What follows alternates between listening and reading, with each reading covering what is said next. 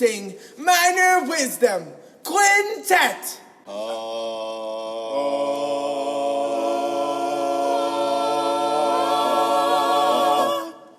One, two, a skidda-didda-doo. Minor Wisdom. Good week to everybody. I believe everybody is now out of school. Finally, HISD, one of the bigger districts in the state of Texas, finally out of school this week. I have on the podcast Rick Higginbotham, and Rick is somebody that was on the podcast for the 12 state directors that made it to state this past year. And, you know, I wanted to do that episode last year, but of course, for obvious reasons, I was not able to. But that's a really big episode for not just me, but I think just for the state of Texas. And I know that TXETA was excited about that episode, and it was fun to quickly get to know people and their backgrounds, like in kind of almost like a speed dating kind of way. So Rick was one of those people that I had on. I've reached out to quite a few of them. Not everybody, I haven't heard back from everybody, so maybe they didn't enjoy the experience, but I've reached out to quite a few to have them back on for a full session for the summer. So Rick was kind enough to come on, and you're going to hear immediately, Rick has just the coolest voice. And we didn't really get into his time in radio, but Rick spent a few years before teaching in radio, and then he spent time, once he was in teaching, he went off to do radio again and took a little break from teaching. So that's kind of a little bit of the story. I don't think we really get into that too much in this interview. A couple of things happened this week. One I'm not going to even touch, but if you saw the email, you know what happened. It's an unfortunate incident. I don't know details. All I know is that the fall guy wasn't the guilty guy. That's the only bit of fact that I know, and I'm not going to discuss it. If you don't know what I'm talking about, then check your email, check your spam, because I know that some of those emails go to the spam. But you know, it's an unfortunate event, and I don't know anything about it, so why talk about it? Why spread rumors? The family and I are in the thick of moving. We are closing on our new house this week, so that should be fun. I will hopefully continue to keep producing content for you. I have some interviews in the can. I talked to Aaron Moore. I talked to Kyle Martin. I talked to Dr. Jeffrey Douglas, who a lot of you, I can't wait for that interview to come out. A lot of people don't know Jeffrey Douglas. He's not a Texas guy. He's from Georgia, but he now teaches in Texas. And boy, I'm just telling you, circle that one. That's a good one to listen to. Not that the others weren't, but the perspective from Dr. Douglas, who is all but like 20 years old. Just kidding. He's young for a doctor. But his insight, his perspective on theater is just unique. Let's say that. And also he got his PhD for theater, you know, for the arts. So I'm not going to talk about that, but this is Rick's episode, and I want to thank Rick. If you want to see Rick, you can actually go out to the Texas Shakespeare Festival, and he still acts. He's still a very active performer there, so you can go out and see him there if you wish. If you like his voice on here, go watch him. I'm sure he would appreciate that. And then hold up a sign that says, "I heard you on Minor Wisdom."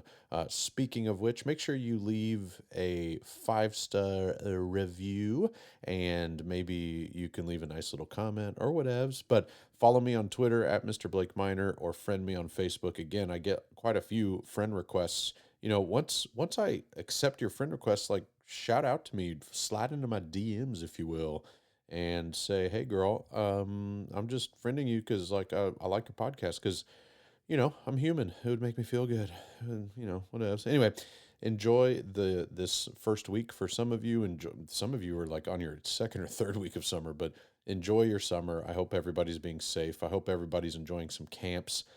You've got Summerfest coming up. You've got Thespian Professional Development coming up real soon here in Humble, in Atascocita High School. So I'm super stoked for that because I get to see some of you people there. But anyway, I hope everybody's doing well, and I hope you enjoyed this week's interview with Mr. Rick Higginbotham. And Blake, thanks a lot for asking me to be part of your program today. I I'm trying to remember back that far. I'm not often asked, and I'm having to kind of sweep out some of the cobwebs right now. I was actually born. I'm Texas born and raised. I was born in San Antonio. I was one of four. I have three siblings, and my dad worked in the hospital business. My mom was a stay-at-home mom, and we moved around a little bit. Uh, Spent most of my growing up years out in sort of north central Texas, a little town named Alney, which is near Wichita Falls and Graham and Newcastle for people that are familiar with that part of the state. But anyway, I had a pretty just normal childhood, did the little league baseball and so forth. And as my dad changed jobs, we eventually ended up in Houston and then in East Texas, specifically Tyler. He worked for Blue Cross Blue Shield. And so that got me over to Robert E. Lee High School, where I ended up getting my graduating from back in 1975. And as far as sort of how that got me all into theater, all I can remember is that I was always a talker. And talked too much. Was told that frequently and got in trouble sometimes because I didn't know when not to talk. But my mom used to tell me, because I argued so much, said, Rick, you ought to be on the debate team. You should try debating when you get to high school. And of course, she was saying this to me when I was in middle school, and I really didn't know much about that sort of thing, but I wasn't a guy that always liked to be in the one in the center of the room, to be that guy. But I did enjoy communicating with others. I enjoyed being creative. I did a little bit of theater when I was in middle school, but just like the school plays, the class plays, whatever, nothing serious. And then when I got to high school, didn't ever end up chasing down debate, but got to high school and took a theater class there at Robert E. Lee in Tyler, and just in time for my senior year, and did a couple of plays that year. Did a fall play and the one act play, and maybe a spring play too. Yeah, we did Annie Get Your Gun, and I remember playing Little Jake, and I had a lot of fun with that. But that's kind of where it ended. At that point in time, I wasn't thinking in terms of studying it in college, or if I did, I had not thought about it seriously. Well, I got out to Tyler Junior College, and of all things, I was majoring in sociology. I don't know, nothing against that. I just don't know how I arrived at that. I can't remember what made me want to study that. But I was also trying to play a little bit of tennis. I was in what they called then the recreational leadership program, and what it did, it prepared you to be a pro at a tennis club, or to give lessons and whatnot. And I had played a little tennis at Robert E. Lee when I was there, and so I was chasing that down. And in one of my classes, I had a theater class that I was taking as an elective, because I had an interest in it. And this fellow said, "Hey, we're doing a play right now, and we're needing some actors. Why don't you come to a rehearsal and maybe you can be a part of it?" And so I took him up on it, and I did, and I ended up being a part of it. I think I worked backstage on that production. That would have been in about 1977, the fall of '77, and some I don't know if that's when the bug bit. I guess technically the bug bit back my senior year in high school, but now it was college, and I got there with people from other programs and saw really how much fun it could be, because I had just stepped in my senior year at Robert E. Lee to do theater, so I hadn't had all this background in it. But when I got there on the on the college scene doing it, I really enjoyed it. It was like, it was like a nice group, sort of an eclectic group of people that you end up spending a whole lot of time with, Blake, as you know, and became good friends. And the next thing I knew, I was auditioning for plays and changing my major over to to theater, and that's where I got the lion's share of my experience educationally, starting my freshman year in college. And Blake, you know, college took a long time for me. I was on the 15-year plan, man, and a lot of people get finished up a lot easier than me.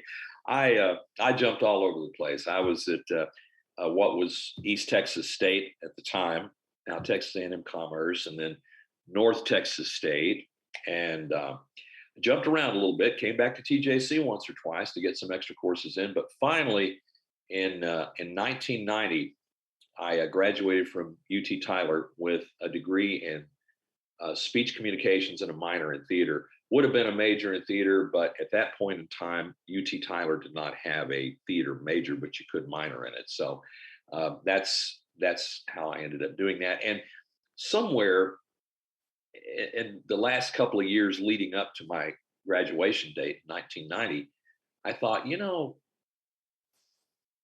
wonder about teaching this. And I'll be honest with you, to wonder about teaching theater. I had not had this lifelong burning desire to be an educator. I hadn't. I mean, some people know they want to do that. I hadn't. My reasons were purely that at the time I said, my little girl, she's growing up, and I want to spend as much time with her as I can. And this teaching profession would give me an opportunity to have some summers with my daughter and be able to get out and do things and not have work schedules interrupting, and we can just go on all kinds of adventures and have some fun. And so that sounded like a great schedule for a dad, to be able to do some things. And so I said, yeah, and I can, and I'll be teaching something that I love, something that I do that's part of my life. I mean, how can you beat that? So that's what originally drove me into education.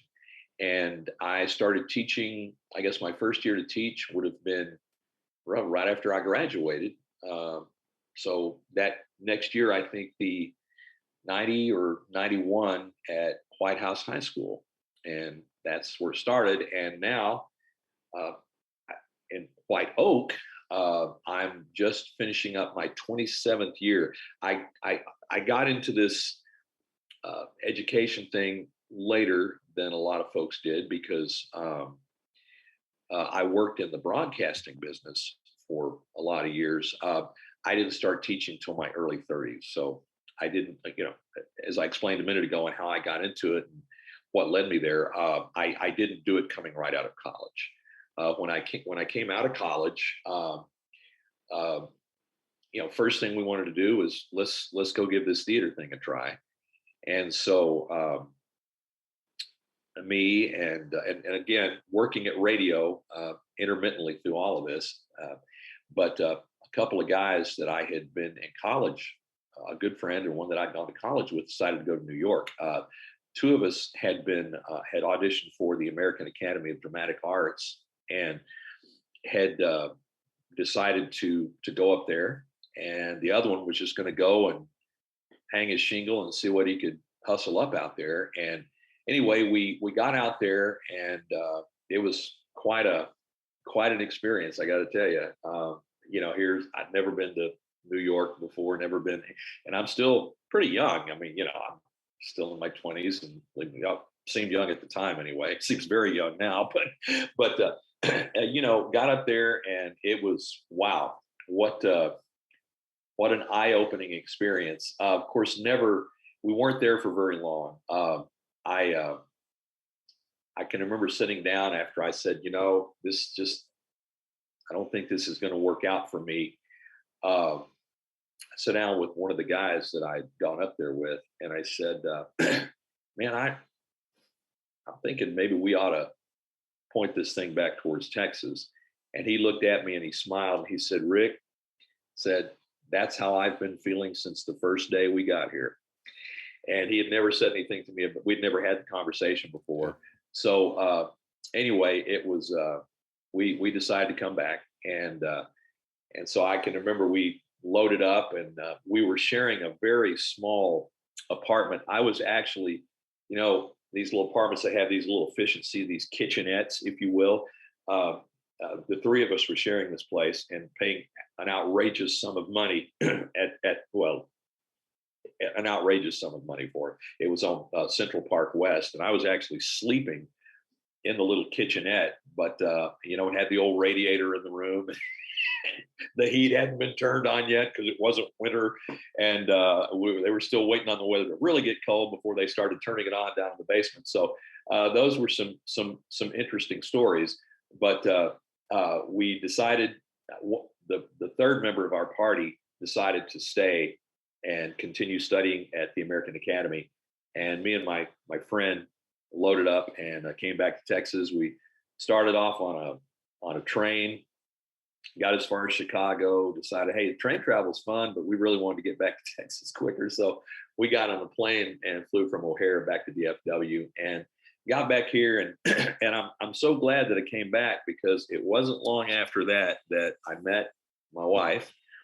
And I'm thankful to God that I made the decision to come back. Right. You look back at your life and the decisions you make and what corners you walk around and what you do or don't do, and you go, man, God had this thing all figured out, man. It was perfect, and I'm glad that I followed the pathway. But got back to Texas and was still dragging out my college. I was taking courses hit and miss. I take one here, take one there, and try to build it up and eventually get enough hours that I could graduate. So when I did get back to Texas, I had a little bit that I had yet to finish up on. And so I got those finished, got my education courses, like I mentioned earlier, and then finished up in 1990 and stepped into the world of educational theater.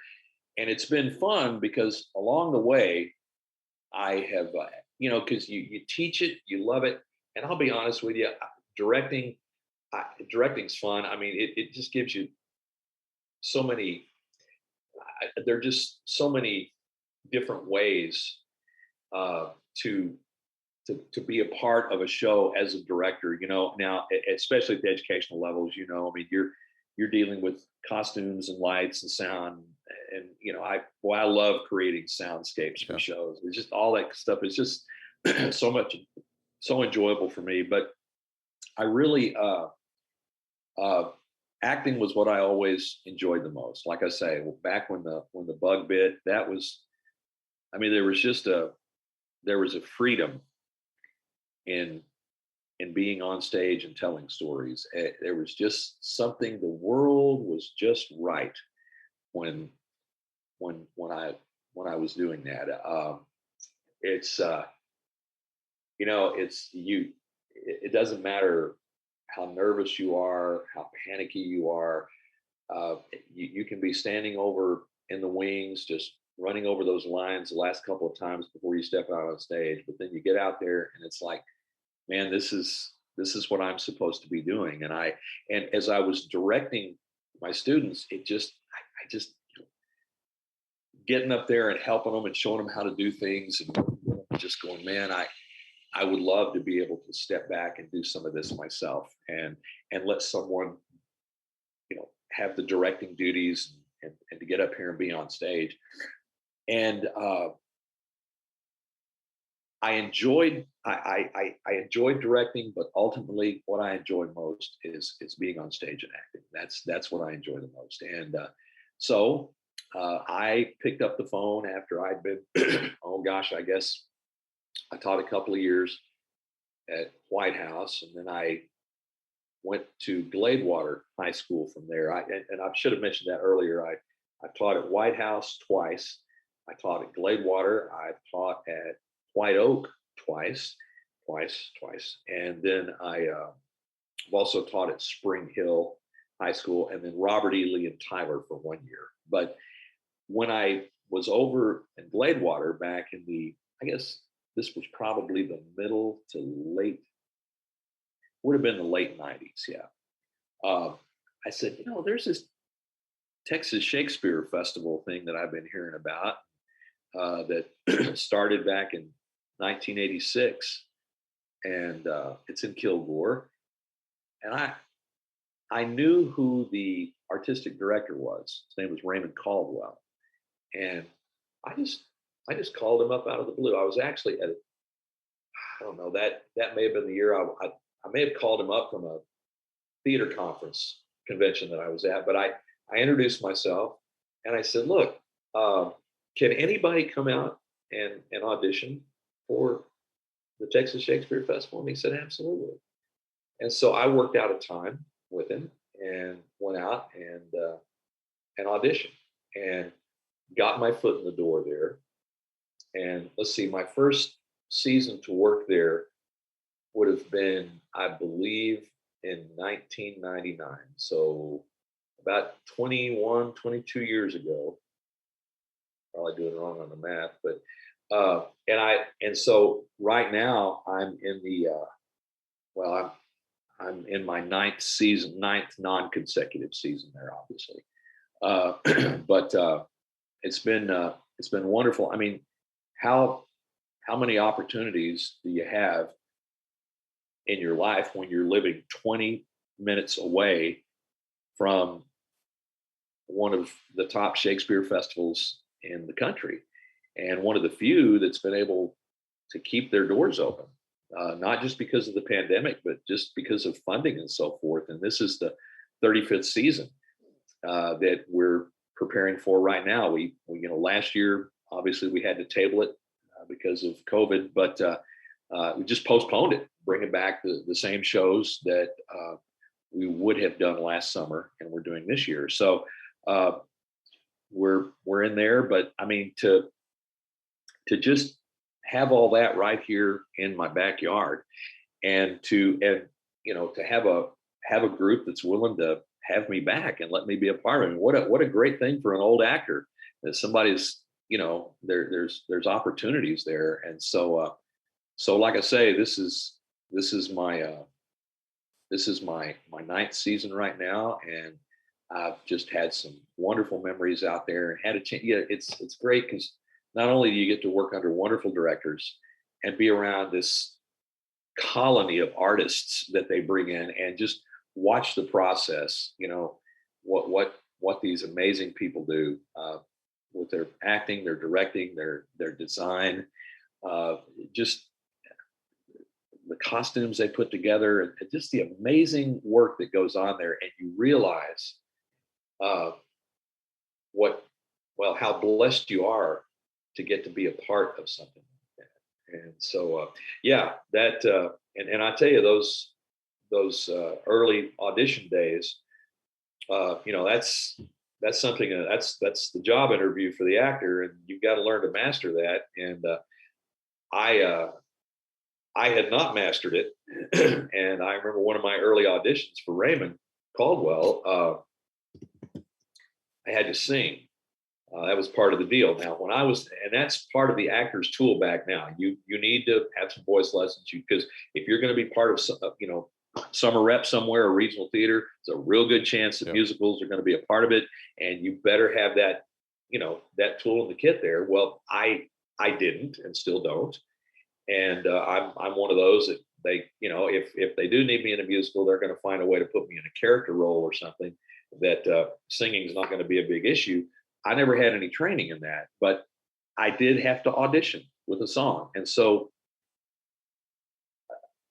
I have no idea. I must have hit my head on something before I made the decision to do this, but I picked out something from Phantom of the Opera, which was a huge mistake for me. Yeah. And I had no right touching anything from that show, but I decided I'd listened to a rendition of it on a CD. And I said, okay, well, I'll try that one. So I worked on it. I went in there. Of course, you do it a cappella. And I can remember Raymond was looking at me in that audition room, and his eyes were about that big around. And I think his mouth had actually started to open. And that shocked look on his face, when I finished, it was this glassy-eyed look on his face, like he'd seen something awful that he had never seen. And Raymond was such a kind gentleman. He would never have done anything to want to make me feel bad, but he's a human being, and his eyes had glazed over. And he finally he said, and when he snapped out of it, he said, "That very nice, Rick. That very nice. Could I get you to do something else? Do you know the words to 'You Are My Sunshine, My Only Yeah. Sunshine'?" Yeah. Yeah. Yeah. Get So get something okay. simpler. Yeah. I Yeah. actually, at least he didn't say, happy birthday, So I struggled through "You Are My Sunshine, My Only Sunshine," and, to this day, I'll tell Raymond that story, and I don't think that he remembers it, but and I'm, it was just it was funny at the time, but yeah, I had a chance to form a really good relationship with him, and and of course the entire Shakespeare Festival, and so have been blessed to get to be out there a number of times. And Raymond Caldwell, of course, he uh, stepped down as the artistic director last year, and the new artistic director is Megan Simpson. Her and her husband Matt had been associate directors there for some time, but she's the artistic director now. He's still part of the staff, and they're both acting this summer as well as working in their managerial roles there at TSF. So, Great. and uh, it's a lot of fun Yeah. because I mean, school ends, exams are over, and usually you're going right into rehearsals. Yeah. And of course, the festival ends up lasting about 10 weeks. Actors are under contract for about 10 weeks, so this will all wrap up. We'll get everything struck just in time for me to go back to school in August. Yeah. So it keeps me hopping, but it keeps being bored, man.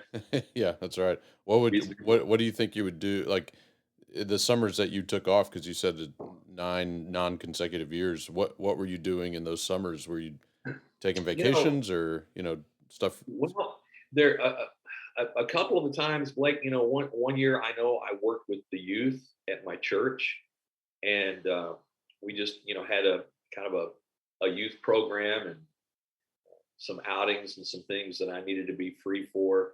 Other times, yeah, I just don't want to do it this summer. I Right. want to vacation with the family, and had some great memories there. Go down to Disney and see some different places that we've been able to go. So yeah, it was just breaks for other things. What made you, because you kind of got into the game a little late.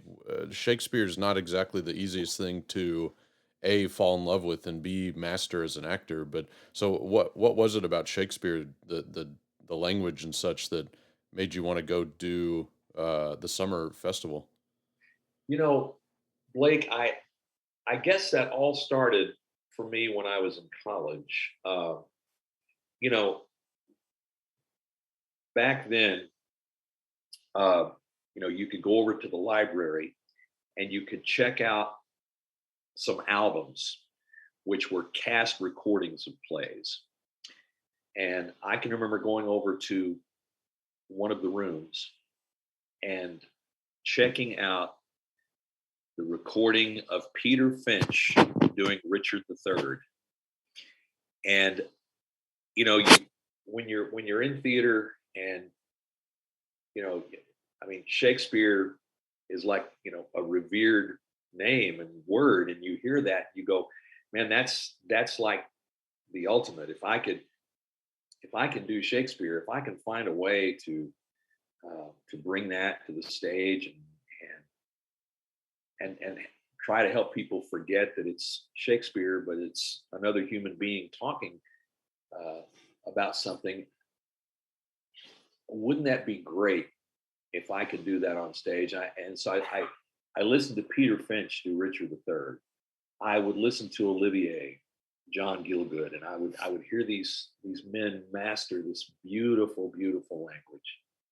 And I think the seed just got planted there. It was just so amazing to hear them speaking those words, and then to watch the movies, and just hearing the poetry, just hearing the words come, the way they tasted them, and all that they did with them, and the beautiful pictures that the language painted. And as my respect for and knowledge of Shakespeare deepened. It was just something that I wanted to do. I just stories that are still worth telling hundreds of years later. And interestingly enough, just as a side note, one of the plays that's being done as part of the repertory this summer. I'm not in this particular one, but it's called The Book of Will, and it's about these two guys that were responsible for gathering Shakespeare's works after his death and getting them into the that first folio uh, and preserving them. But just you know just the beauty of the language and the desire to want to be able to speak that poetry and speak that language. It just lit a fire in me, Yeah. and it's weird to this day, going back to that Peter Finch album. I i listened to it so many times, Blake, that I learned that opening monologue. And since I guess I've been about 19, 20 years old, I can't tell you how many times I've used that for an audition.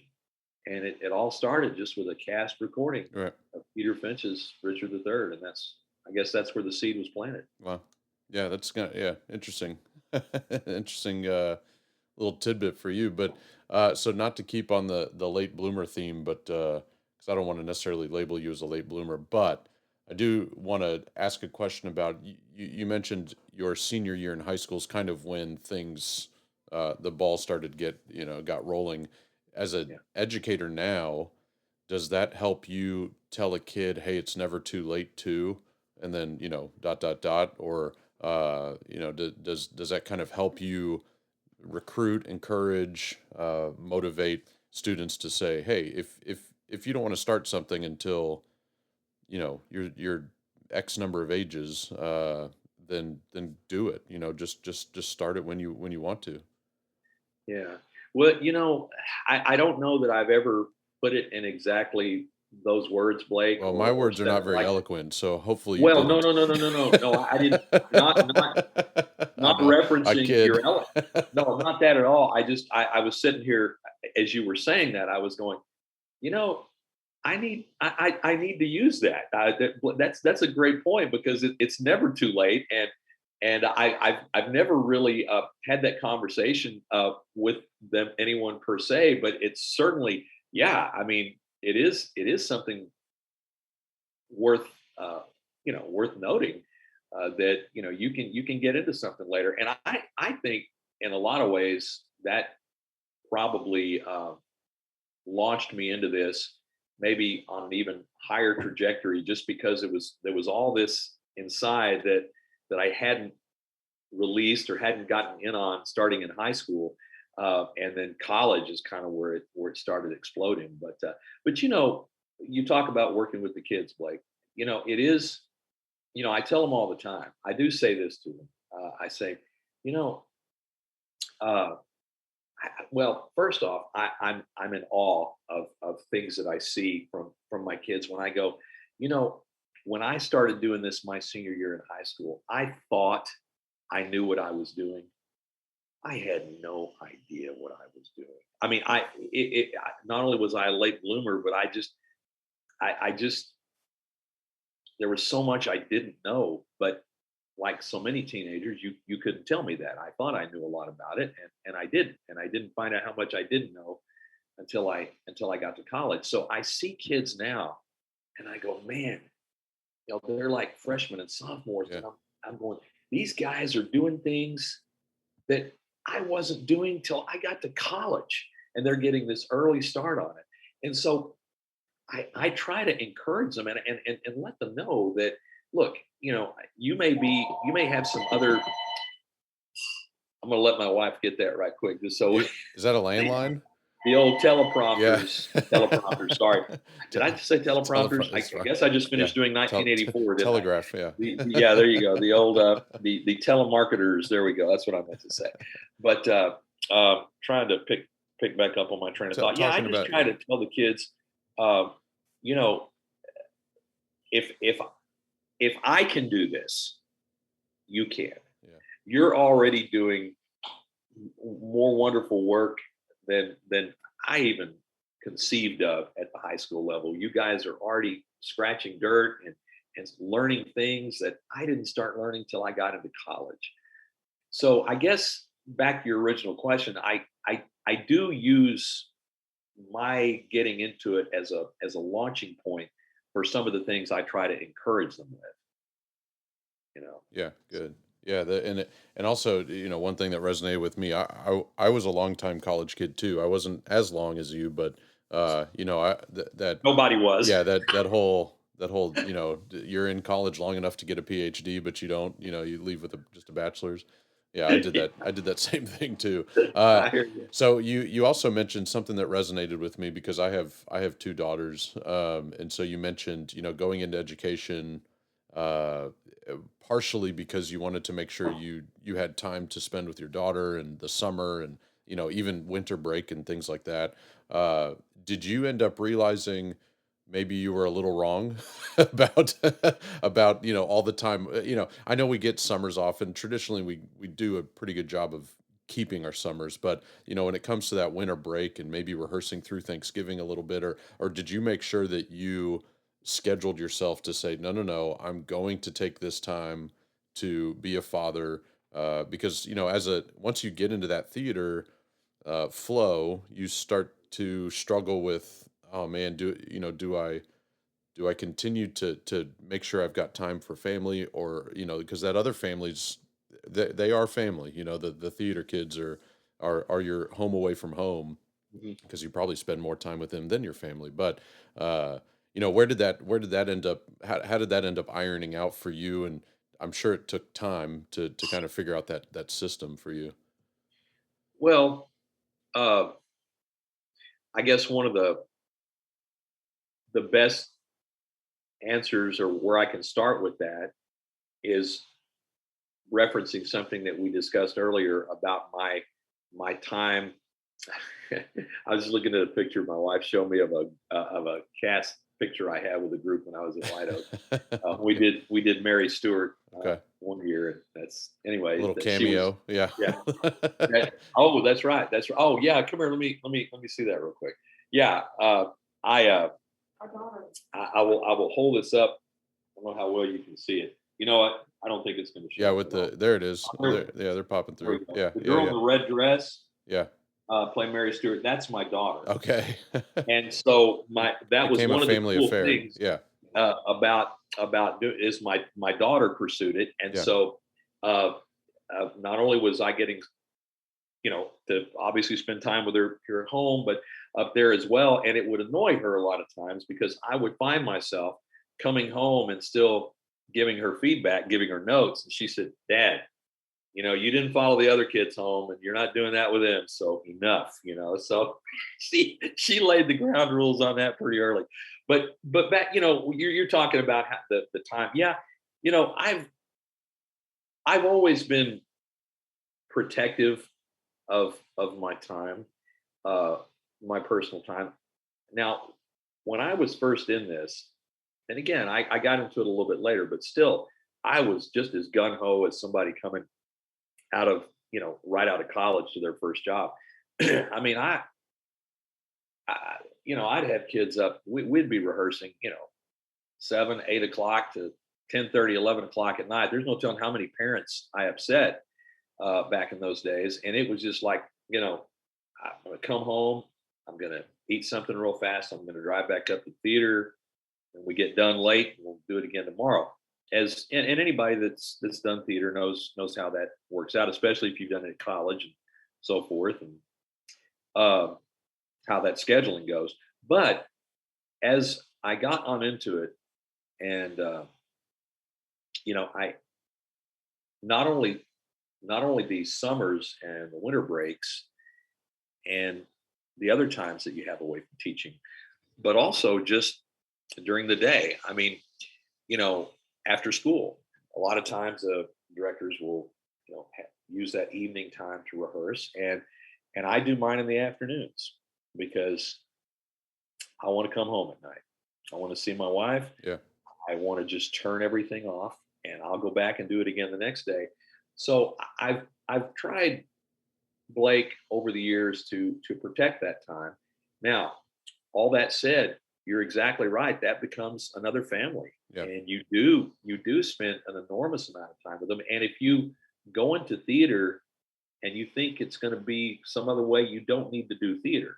I mean, that's a life that you choose, and if you're gonna, I mean, when you think, especially, you get into one act, and so you think about one act, you think about traveling to clinics, you think about all the time on the bus, you think about hotels and all the different things that are involved with that process. It's you're you're taking on something very special, but and anybody that's done it knows the rewards are off the charts. I mean, I getting knowing that I saw my little girl uh, walk up on stage and get an all-star cast Yeah. award for her role in Blood Wedding, or what Mary Stewart, whatever it happens to be, Best Actress award in Mary Stewart. You go, I got to be there and see that, and I got to also still hang out with her and be a dad, not just a director. So it's great when the two overlap like that. But those other kids become very much a part of your life as well, and they are spending as much time sometimes with you Yeah. as they do their families at home. Yeah. And so that's an investment. And uh, sometimes I'm a little more sentimental about it right now, because we just had graduation recently. Yeah. But you see these kids, and you don't always think about it when they're freshmen or they're sophomores, but then they get up, to graduation time, and then you kind of look back and take stock and roll the tape, if you will, where they started, where they ended up, and how they developed and grew as a human being. You're, in some cases, you're a surrogate parent, and so there's a big responsibility in that, but there's also a big payoff. And they're, I mean, you're sitting here at home, and you know watching TV some night, and you hear a knock on your door, and you go over there, and there's one of your former students with a girl standing next to him who's holding a little baby. I said, "Hey, Mr. Higg, I just wanted to show you our new daughter. I wanted to drop by and let you meet our new daughter." And I mean, I know coaches and people in all parts of education have those stories. It's not just exclusive to theater, but it is special because you